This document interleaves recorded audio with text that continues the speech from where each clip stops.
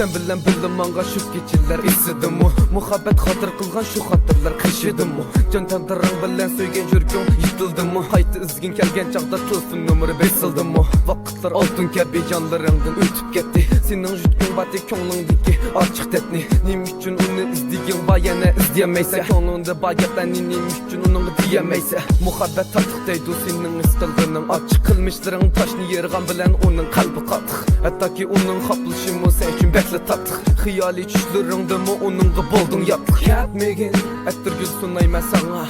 Yatmegin kolunu bergin tezdi mana. Yatmegin ettir gül sunayma sana. Yatmegin kolunu bergin tezdi mana. Ettir gül tozuşqa başlaydı. Vakitlar bizni taşlaydı. Söymez menemdi başkeni. Kelgin yeniden başlaylı. Ettir gül tozuşqa başlaydı.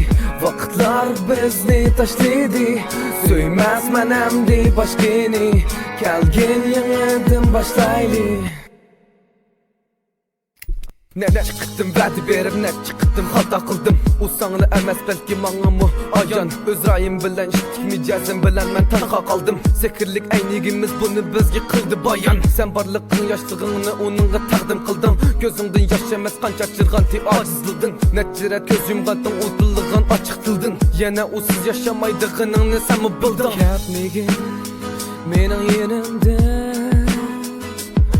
Kolunu bergin bana. Ketmegin mening yenimde. Ettir gülni sunay sana. Ettir gül tozuşqa başlaydı. Vakitlar bizni taşlaydı. Söymez menemdi başkeni. Kelgin yeniden başlaylı. Ettir gül tozuşqa başlaydı.